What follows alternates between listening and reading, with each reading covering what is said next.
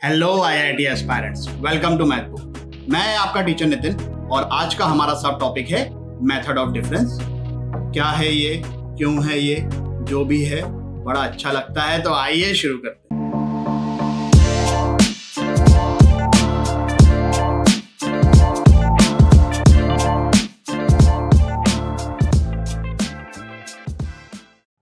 चलिए, before getting to method of difference let's understand this standard series. तो सबसे पहले तो ये 1+2+3 मतलब फर्स्ट n नेचुरल नंबर्स का सम है। तो ये AP with first term 1 and common difference 1, तो ये सम इजीली आ जाएगा AP के सम के फॉर्मूले से। आपको ये याद रखना है। उसके बाद है हमारे पास sum of square of first n natural numbers, sigma n square, n की वैल्यू 1 से लेकर n तक जा रही है, मतलब आप समझते हो। इधर n की जगह k लिखता और इधर k equal to 1 to n होता या कोई और अल्फाबेट लेता, तब भी बात वही होती। n की वैल्यू 1, फिर 2, फिर 3 up to n। So this is written like this and the value is n into n plus 1 into 2n plus 1 by 6। याद रखनी है आप लोगों को, बहुत ही ज्यादा इंपॉर्टेंट है। अब इसका जो प्रूफ है ना, वो यूजुअली आपको मेथड ऑफ इंडक्शन से देखने को मिलेगा हर जगह पे। मेथड ऑफ इंडक्शन में क्या करते हैं कि भाई इसको ट्रू प्रूव कर लेते हैं, मतलब मान के चलते हैं कि हाँ भाई ये ट्रू है। तो पहले n इक्वल टू 1 के लिए ये बता देंगे कि हाँ देखो भाई ये सेटिस्फाई कर रहा है। फिर n इक्वल टू 2 के लिए भी बता देंगे कि ये सेटिस्फाई कर लेगा। फिर n-1 के लिए भी बता देंगे कि ये सेटिस्फाई कर लेगा। मतलब भावनाएं समझ रहे हो ना आप। तो वो आउटपुट जो अपने को पता होता है, तब उसको मेथड ऑफ इंडक्शन से प्रूव किया जाता है। I don't consider it a very good method obviously. तो इसका जो ऑफिशियल प्रूफ है वो ये है। समझाता हूं ये क्या लिखा हुआ है। देखो, अपने को पता है कि a plus b the whole cube का फॉर्मूला क्या है, a cube plus b cube plus 3a square b plus 3ab square. तो यहाँ पर मैंने k plus 1 the whole cube का फॉर्मूला लिखा है, उसमें से k क्यूब को सब्ट्रैक्ट कर दिया। अब k plus 1 the whole cube मतलब क्या होता है, k cube plus 3k square plus 3k plus 1।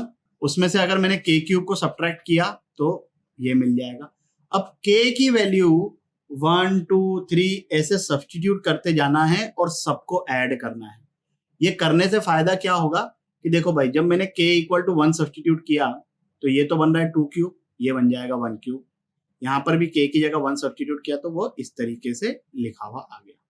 फिर जब मैंने k को 2 सब्स्टिट्यूट किया तो ये इजीली ऐसा एक्सप्रेशन आ गया। जब मैं इन सबको ऐड करूंगा ना, तो लेफ्ट हैंड साइड पे आप देखोगे ध्यान से, तो ये अल्टरनेट टर्म्स कटते जाएगी। ऐसे ही 4 क्यूब के नीचे इधर 4 क्यूब भी रहेगा। k इक्वल टू n-1 के लिए यहाँ पर n क्यूब आएगा तो ये भी कट जाएगा। सिर्फ क्या बचेगा, ये 1 क्यूब इधर बचेगा, इधर ये n+1 का होल क्यूब बचेगा। सब मर जाएंगे, सिर्फ त्रिवेदी बचेगा। और अगर हमने लेफ्ट हैंड साइड पे ऐड किया है तो राइट हैंड साइड पे भी ऐड करेंगे। अब राइट हैंड साइड पे जब ऐड कर रहे हैं तो ये देखो, जो सबसे पहली सीक्वेंस बन रही है वो क्या बन रही है, 3 तो कॉमन निकल के अंदर क्या बच रहा है, 1 square plus 2 square plus 3 square. वही हमको वैल्यू फाइंड करनी है। बाद में क्या बच रहा है, 3 कॉमन निकलने के बाद 1 plus 2 plus 3 up to n, उसके सम की वैल्यू तो n इंटू n प्लस 1/2 आती है। ये हम ऑलरेडी बोल चुके हैं। आखिरी में देखो 1 प्लस 1 प्लस 1 प्लस 1 कितनी बार आएगा, n टाइम्स आएगा। So that is becoming n। ये वैल्यू हमको डिटरमाइन करनी है। लेफ्ट हैंड साइड पे अपने पास ये 1 क्यूब और ये n+1 का होल क्यूब बचा हुआ है। चीजों को सिंप्लीफाई करोगे तो बहुत ही आसानी से आपको ये दिख जाएगा कि इसकी वैल्यू ये आ रही है। आई एम नॉट सेइंग कि आप लोग इसके प्रूफ को ध्यान रखो, ये तो सिर्फ मैंने बता दिया है। ये रिजल्ट जो है ये आप लोगों को याद रखना है, बहुत ही ज्यादा इंपॉर्टेंट है। और अगर याद नहीं रहेगा तो ऑन द स्पॉट प्रूफ करना भी लेंथी पार्ट है। मतलब it's not that simple proof ना भाई। ये तो चलो ठीक है कि यार कल को अगर भूल भी गए तो फटफट ओरली माइंड में कैलकुलेट कर लिया और ये तो भूलोगे भी नहीं, बहुत सिंपल भी है। बट फिर भी इसको ओरली तो ना कर पाओगे। सो इसलिए ये याद रखो। अब ये तो हो गया sum of square of first n natural numbers. उसी तरीके से होता है sum of cube of first n natural numbers, और उसकी वैल्यू आती है n इंटू n+1/2 के होल का स्क्वायर। इसके प्रूफ में अपन नहीं जा रहे हैं, प्रूफ करने की इच्छा हो तो यहाँ पर अपन ने जब स्क्वायर के लिए प्रूफ किया था तो अपने को फॉर्मूला लिखना पड़ा था a plus b the whole cube का। यहाँ पर जब क्यूब के लिए प्रूफ करने जाओगे तो आपको फॉर्मूला लिखना पड़ेगा a plus B whole raise to power 4 which is again a tough thing. तो we are not going into the proof but similar grounds पे ये प्रूफ हो जाता है। और ये भी चीज आपको याद रखनी है, ये 3 फ्रीक्वेंटली यूज होते हैं। Summation of n raise to power 4 के बारे में हम बात नहीं करेंगे, वो नहीं देखने को मिलता है कहीं पे भी। यहाँ पर ये 2 फ्रीक्वेंटली यूज्ड रिजल्ट्स लिखे हुए हैं। पहला तो है sum of first n even natural numbers, मतलब 2, 4, 6 लास्ट कहां पर होगा 2, 1 पे होगा क्योंकि अपन n इवन नेचुरल नंबर्स की बात कर रहे हैं, नंबर ऑफ टर्म्स तो n ही है। और वैसे ही यहाँ पर लिखा हुआ है sum of first n odd natural numbers. Easily prove कर सकते हो, दोनों ही AP बन रही है, इसमें फर्स्ट टर्म 2 है, इसमें फर्स्ट टर्म 1 है, कॉमन डिफरेंस दोनों ही केस में 2 है, नंबर ऑफ टर्म्स दोनों ही केस में n है। यहाँ पर ये ध्यान रखना कि लास्ट टर्म 2n माइनस 1 होगी क्योंकि अपने पास नंबर ऑफ टर्म्स कितनी है n है। ये भी ध्यान रखोगे तो अच्छा है। ऐसा नहीं है कि इसको ऑन द स्पॉट हम एग्जाम टाइम पे डिराइव नहीं कर सकते, बट फिर भी याद रखोगे तो चीजें थोड़ी सी स्पीड अप हो जाएगी। जो समेशन के रूल्स है फंडामेंटल वो समझ लेते हैं, विच इज वेरी सिंपल। देखिए भाई यहाँ पे क्या लिखा हुआ है कि समेशन ऑफ ए, ये सबस्क्रिप्ट में r लिखा हुआ है, इधर सबस्क्रिप्ट में भी r लिखा हुआ है b के साथ, और r की वैल्यू कहां से स्टार्ट हो रही है m से लेकर n तक के। तो ये जो ना समेशन दोनों पे इंडिविजुअली ट्रांसफर हो जाएगा अगर बीच में प्लस या माइनस साइन है, यही चीज यहाँ पर लिखी हुई है। और लिमिट्स जो होती है इसको लिमिट्स बोलते हैं, lower limit m upper limit n, वो चेंज नहीं होगी। यहाँ पर क्या है कि ये जो k है it is independent of r, तो अगर कोई नंबर इंडिपेंडेंट ऑफ r है तो वो समेशन के बाहर निकल सकता है। जैसे फॉर एग्जांपल ये लिखा हुआ है और n let's say equal to ये यहां तक जा रहा है, तो मैं 2 जो है वो बाहर निकाल सकता हूं because 2 is a constant. Constant नहीं भी हो बट वो n के इंडिपेंडेंट हो तब भी वो समेशन से बाहर निकल जाएगा। उसके बाद ये चीज लिखी हुई है, यहां पर कई बार स्टूडेंट्स बहुत मिस्टेक करते हैं। जैसे फॉर एग्जाम्पल अगर मैंने ये इधर 1 लिखा और मैं बोल रहा हूं n इक्वल टू 1 to 5, तो इसका मतलब ये नहीं है कि इसका आउटपुट 1 आ जाएगा। इसका मतलब ये है कि भाई ये जो 1 है वो कितनी बार ऐड हो रहा है, 1 से लेके 5 टाइम्स, मतलब 5 नंबर्स आ गए। तो ये 1 कितनी बार ऐड हो रहा है, 5 बार ऐड हो रहा है, सो दिस विल बी 5।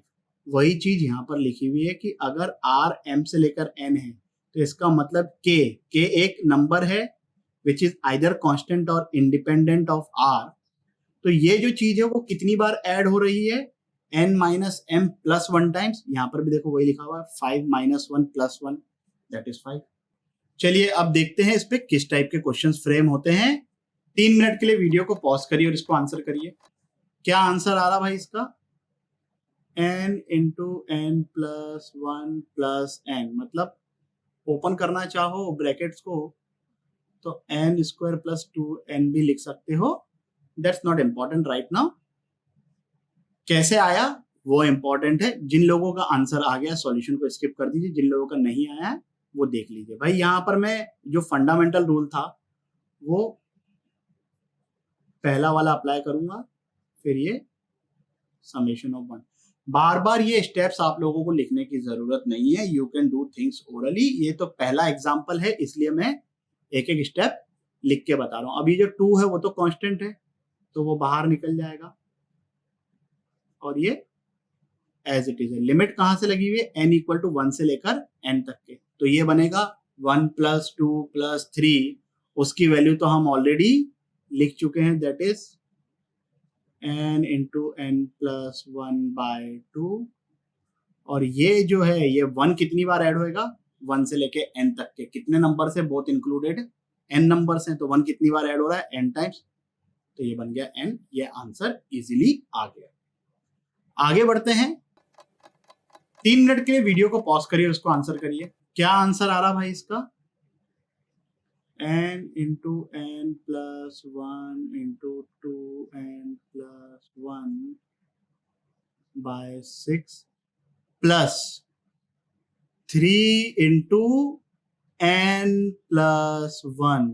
जिन लोगों ने यहाँ पर 3n लिखा है, ध्यान से समझिए कि कहाँ मिस्टेक कर दी है आपने। देखो पहले तो मैंने इसको ब्रेक कर दिया, तो ये जो समेशन ऑफ n स्क्वायर है ये तो एज इट इज रहेगा, ये समेशन ऑफ 3 मैंने ऐसे लिख लिया। अब ध्यान दीजिए कि जो लिमिट है वो 1 से नहीं 0 से स्टार्ट हो रही है इस बार। तो जब ये n 0 से स्टार्ट होके n तक जा रहा है तो ये बन रहा है 0 square plus 1 square plus 2 square up to n square. 0 square की वैल्यू तो 0 ही होती है, so it is as good as the sequence is starting from n equal to 1 to n। तो सम तो उसका यही आएगा। बट ये जो कांस्टेंट है, अब यहां पर तुमको ये देखना है कि कितनी बार 3 ऐड हो रहा है अपने आप के साथ। तो n इक्वल टू 0 से लेकर n तक के कितने नंबर्स हैं टोटल? n प्लस 1, तो 3 कितनी बार ऐड हो रहा है? 3 plus 3 plus 3 n plus 1 times, तो ये आएगा। यहां पर ये बात का ध्यान रखिएगा, हाईली प्रोबेबल की मिस्टेक होगी पहली बार में। 5 मिनट के लिए वीडियो को पॉज करिए और इसको सॉल्व करिए। क्या आंसर आ रहा है इसका? 2 raise to power n plus 1 minus 1 minus 2 times n into n plus 1। जिन लोगों का आंसर आ गया है वेरी गुड, जिन लोगों का नहीं आया है ध्यान से देख लीजिए। अब यहां पर ये सोच रहे होंगे कि सर यार ये तो कुछ अलग ही लिख लिया आपने, अभी तो हम कुछ और पढ़ रहे थे, अभी कुछ और पढ़ रहे थे, इसका मतलब ये थे ना कि पहले कुछ नहीं पढ़ा है।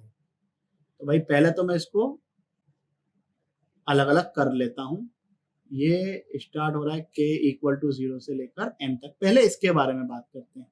k 0 मतलब 2 रेज टू पावर 0 1, फिर आएगा k इक्वल टू 1 तो मतलब 2, फिर 2 स्क्वायर। अब इसकी शक्ल कुछ जानी पहचानी लग रही ना भाई, ये जीपी है with first term 1 common ratio 2, number of terms n plus 1, क्योंकि 0 से लेके स्टार्ट हो रहा है तो इसकी वैल्यू तो ये आ गई। डिनोमिनेटर में 2 माइनस 1 आएगा तो वो मैंने लिखा ही नहीं ऑब्वियसली। और ये जो दूसरी चीज है, मतलब ये तो काइंड ऑफ बोनस हो गया ना, है कि नहीं भाई? तो ये -4 इंटू, अब ये भले 0 से स्टार्ट हो या 1 से स्टार्ट हो, इवेंचुअली सम तो वही आएगा, n इंटू n प्लस 1/2। यहां तक चीजें समझ में आई? समझने का मतलब ये है कि यहां तक क्या समझना है अपने को। देखिए भाई ऐसा है कि ये जो है ना, इसको अपन बोलते हैं जनरल टर्म। अब अगर जनरल टर्म अपने को पता है तो sum of the series can be determined very easily. पंगा कब आएगा? जब जनरल टर्म ही हमको पता नहीं है, तब आता है अपने पास ये method of difference, and this method of difference is used to find general term. ये यहां पर find the general term of this sequence मैंने लिख रखा है। I am not asking you कि आप इसको सॉल्व कर ही लो, इसकी जनरल टर्म मुझे बता ही दो, बट कम से कम इस सीक्वेंस के बारे में कुछ ऑब्जर्व करने की कोशिश करो कि क्या कुछ पैटर्न है, क्या डिटरमाइन कर पा रहे हो। जो भी ऑब्जर्व कर सकते हो वो करने की कोशिश करो। 3 मिनट के लिए वीडियो को पॉज कर अगर ऑब्जर्व कर लिया तो कंटिन्यू कर लो। चलिए भाई, तो जिन लोगों ने ये ऑब्जर्व कर लिया कि सर ये 7 में से 3 को माइनस किया तो 4, 13 में से 7 को माइनस किया तो 6, 21 में से 13 को माइनस किया तो 8, और ये जो नंबर्स आए हैं ये आए हैं एपी में। तो जिन लोगों ने ये ऑब्जर्व कर लिया है वेरी गुड। बस इसी चीज को अपने को आगे बढ़ाना है और इसी की हेल्प से अपने को फाइंड करना है जनरल टर्म। 3 मेथड बताऊंगा मैं आप लोगों को। पहला किड्स के लिए, दूसरा मैन और वुमन के लिए, और तीसरा लेजेंड्स के लिए। चलिए, तो पहला मेथड मजाक में बोल रहा था किड्स है, but this is the basics, so let's stick to the basic. ये जो सीक्वेंस थी अपने पास 3 7 13 21, मान लेता हूं मैं उसका कि जो nth टर्म है वो Tn है, अपने को इवेंचुअली Tn को ही डिटरमाइन करना है। इस सीक्वेंस को मैंने वापस लिखा और ये एक आगे सरका के ए सरक सरक करके अपन ने भी इसको भी इस तरीके से नीचे लिख लिया, दोनों सब्ट्रैक्ट किए तो भाई s माइनस एस तो 0 हो गया। अपने को s तो वैसे भी नहीं फाइंड करना था ना, अपने को तो Tn फाइंड करना था, तो भाड़ में जान दो s को, वो हो गया 0।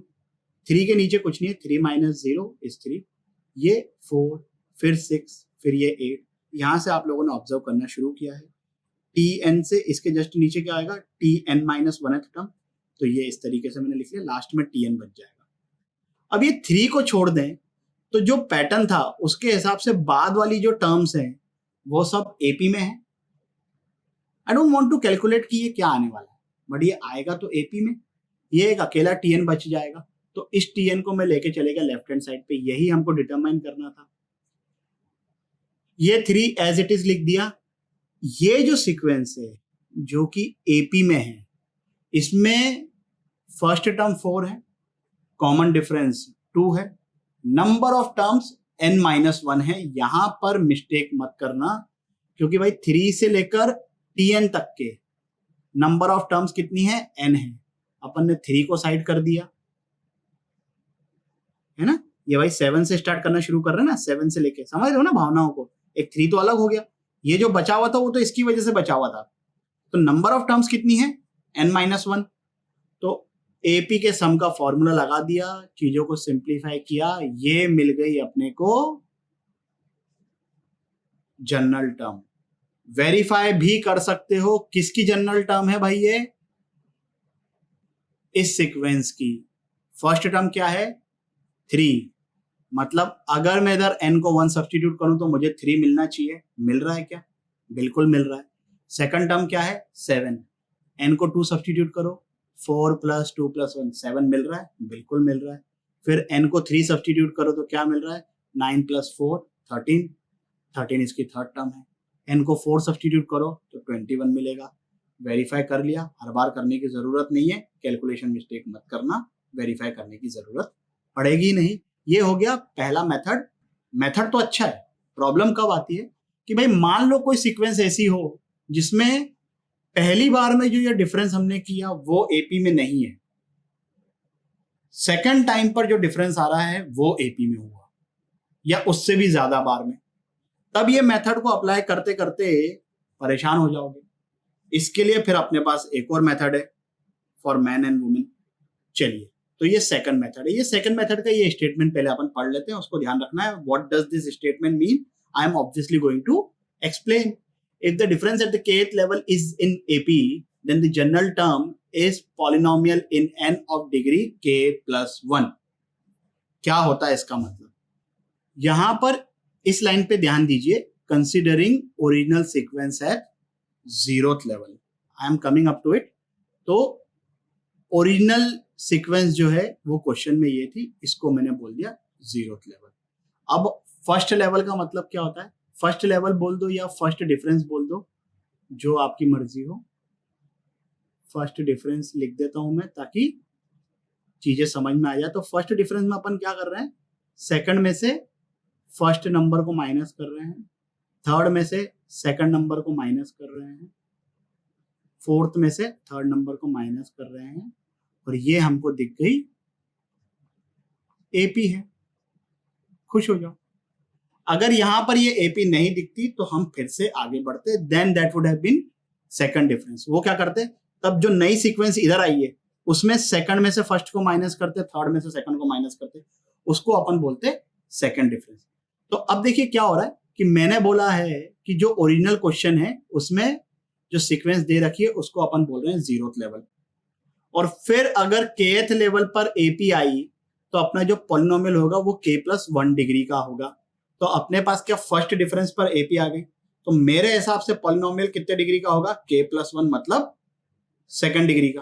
किसी ऑथर ने या किसी यूट्यूबर ने अगर इस तरीके से कहा कि भाई वो ओरिजिनल सीक्वेंस को फर्स्ट लेवल मान रहा है और kth लेवल पर अगर उसका एपी आया, इसका मतलब यह है कि पॉलिनोमियल डिग्री k का होगा, तो वो भी सही है, मैं भी सही हूं, वो भी सही है।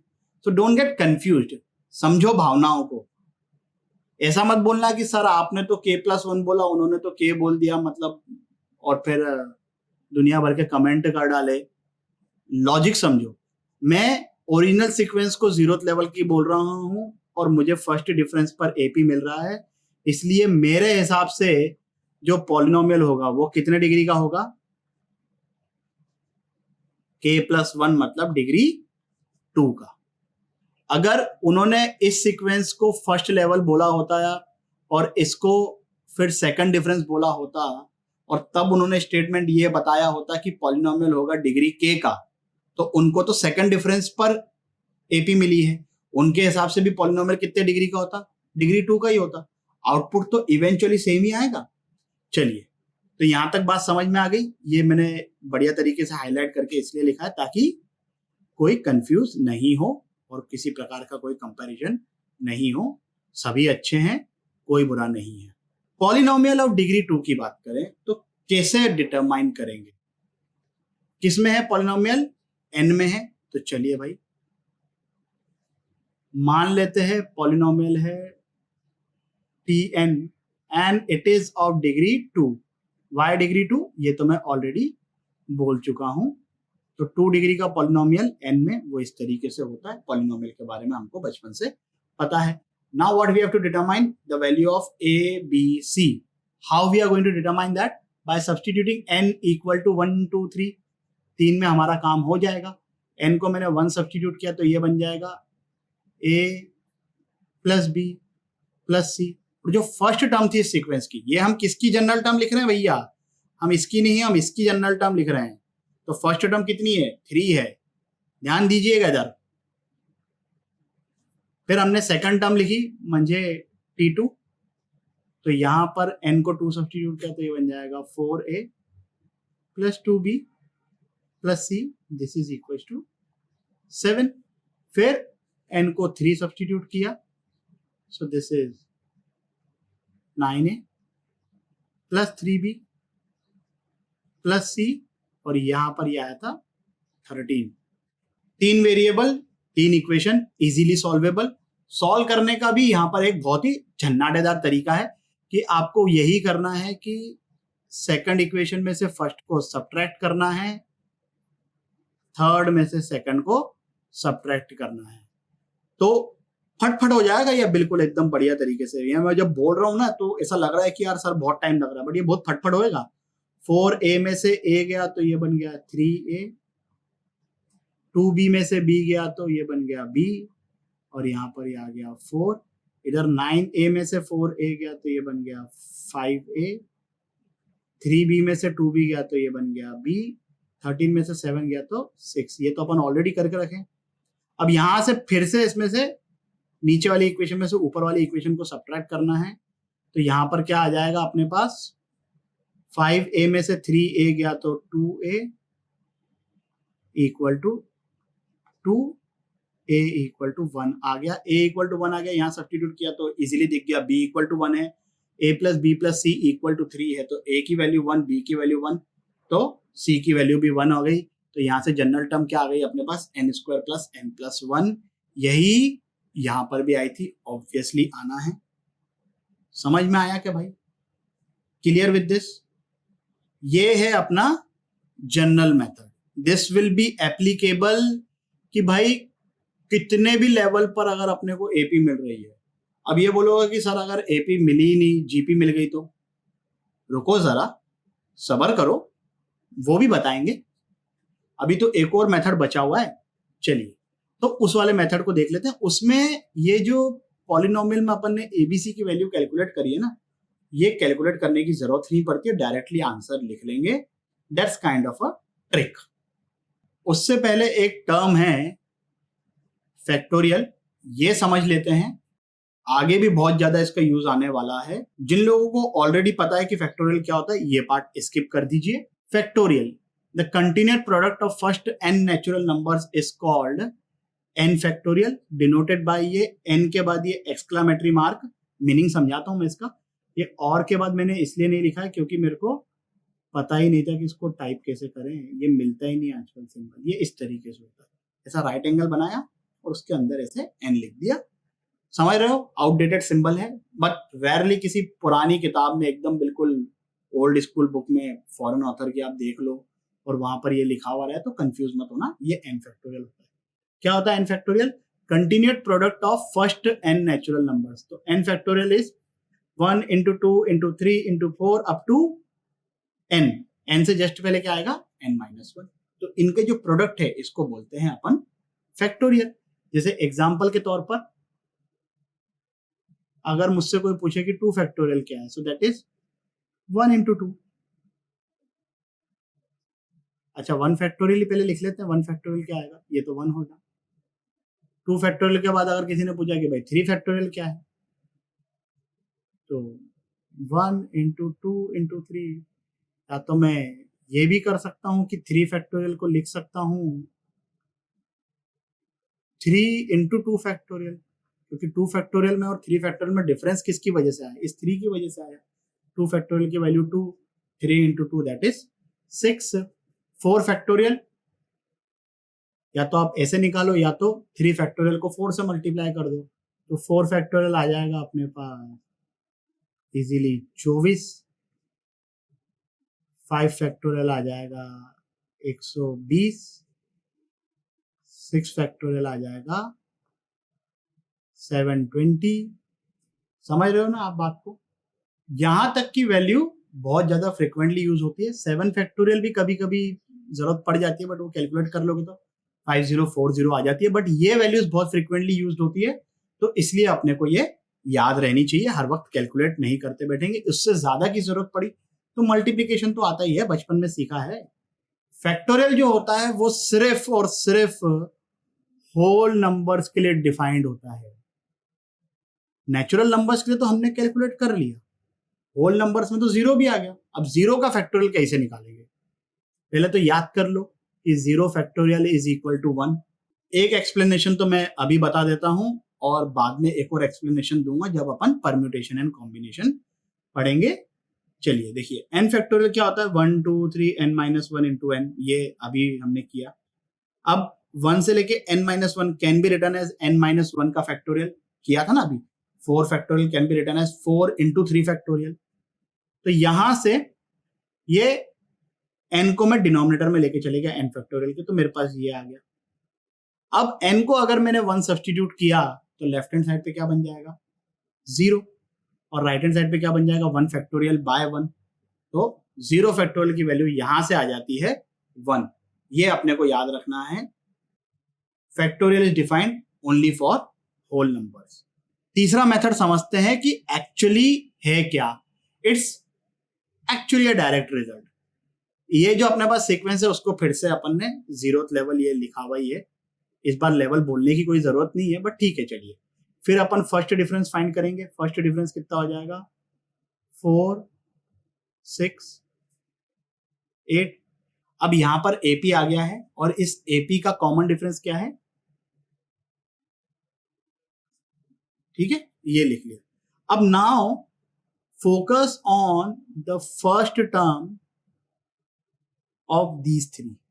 यहां तक चलना है भाई अपने को, जहां तक वो कॉमन डिफरेंस लिखने तक के। तो ये 3 टर्म, तो जो जनरल टर्म होगी वो डायरेक्ट रिजल्ट आता है 3 into 1 प्लस ये जो है 4 into n-1 by 1 factorial. 1 factorial की वैल्यू 1 होती है मुझे पता है, बट सिर्फ पैटर्न ऑब्जर्व करवाने के लिए मैंने लिख दिया है। फिर ये क्या है?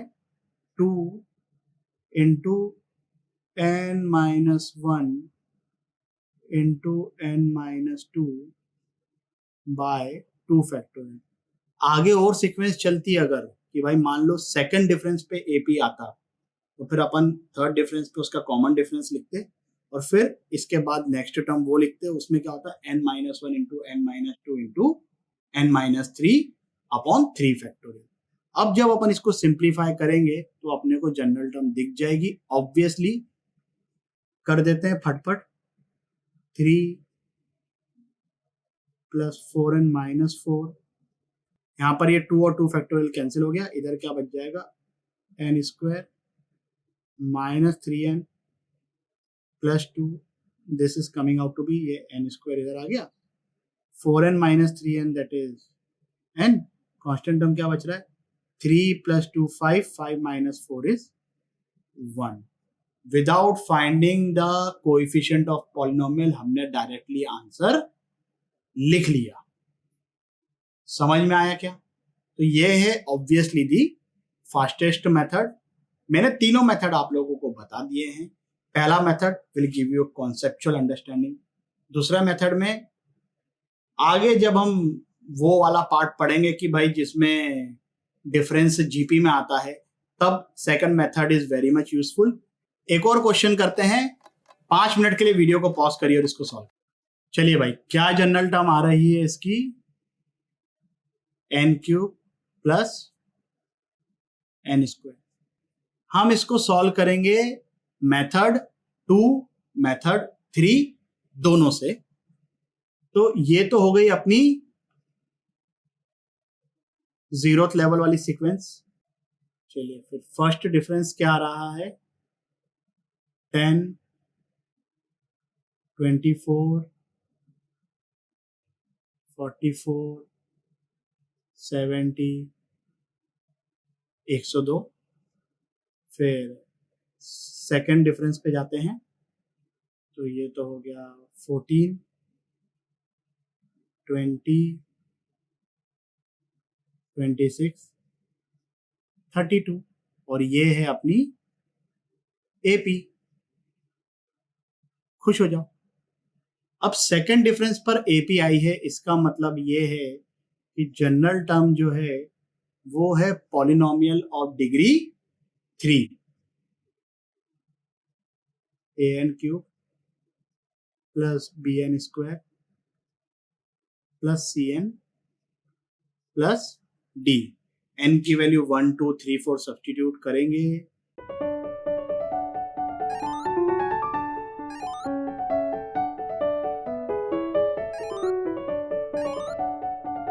यहां पर आप वही फॉलो करो, सेकंड में से फर्स्ट को सब्ट्रैक्ट करना, थर्ड में से सेकंड को सब्ट्रैक्ट करना, फोर्थ में से थर्ड को सब्ट्रैक्ट करना। अगर कुछ किया रैंडमली कि भाई यहां से किसी की वैल्यू उठा के यहां सब्स्टिट्यूट कर दी, तो 4 अननोन में भयंकर ही उलझ जाओगे। So just stick to this pattern.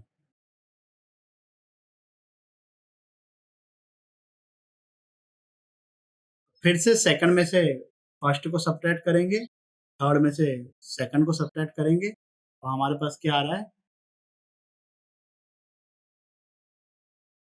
मतलब a की वैल्यू 1 आ गई। एक बार a की वैल्यू 1 आ गई तो उसको कहीं पे भी सब्स्टिट्यूट कर दो, यहाँ सब्स्टिट्यूट कर दो, तो वहां से दिख जाएगा कि b इक्वल टू 1 आ गया है। a और b अगर 1 आ गए तो यहाँ से दिख जाएगा कि c इक्वल टू 0 आ रहा है, और यहाँ से दिख जाएगा कि d इक्वल टू 0 आ रहा है। तो a की वैल्यू 1, b की वैल्यू 1, c की वैल्यू 0, d की वैल्यू 0, तो आंसर आ गया ये हो गया मेथड 2।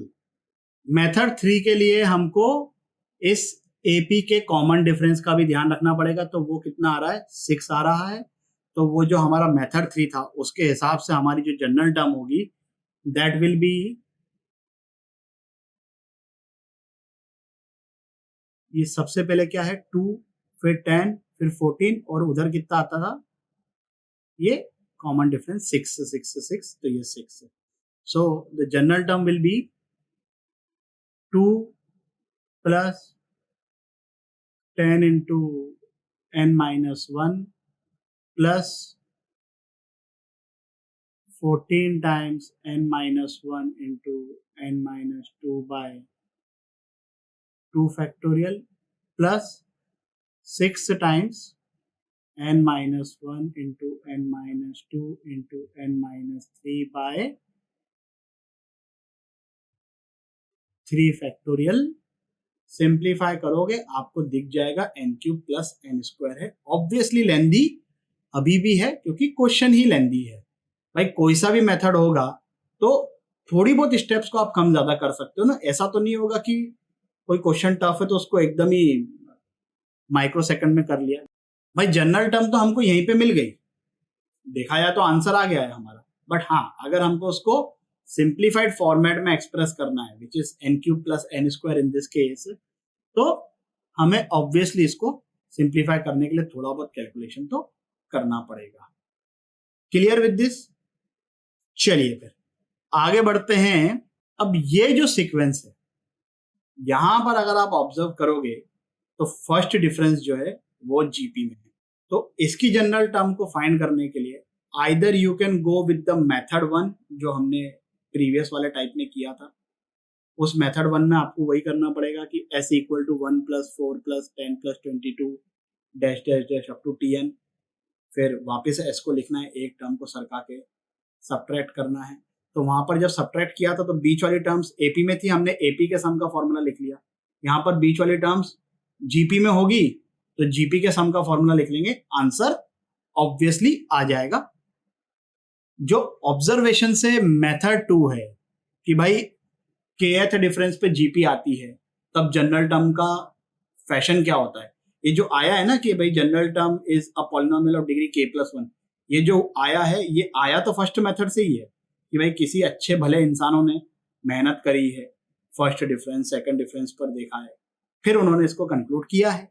तो वो जो कंक्लूजन है वो यहां पर लिखा हुआ है कि if the difference at the kth level is in GP, फिर से वही कि जो ओरिजिनल क्वेश्चन है उसको अपन 0th लेवल पे मान रहे हैं, तो general term will be of this type.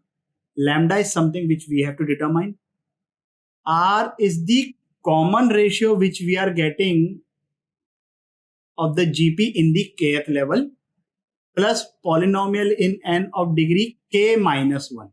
पिछली बार क्या था, ये टर्म थी ही नहीं, पॉलिनोमियल ऑफ डिग्री k+1 था, यहाँ पे पॉलिनोमियल ऑफ डिग्री k-1 है।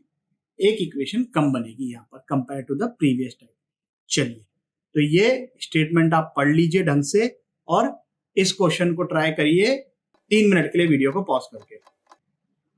चलिए भाई क्या आंसर आ रहा है इसका, 3 × 2⁻n-1 -2। जिन लोगों का आ गया है सॉल्यूशन को स्किप कर दीजिए, जिन लोगों का नहीं आया है ध्यान से देख लीजिए भाई। 0th लेवल पे तो 1 4 10 22 लिखा हुआ है। फर्स्ट डिफरेंस डायरेक्टली मैं यहाँ पे लिख लेता हूँ, ये कितना आ रहा है 3 6 12, ये जीपी होगी। इस जीपी का कॉमन रेशियो कितना है r, तो general term will B lambda into r मतलब 2⁻n-1।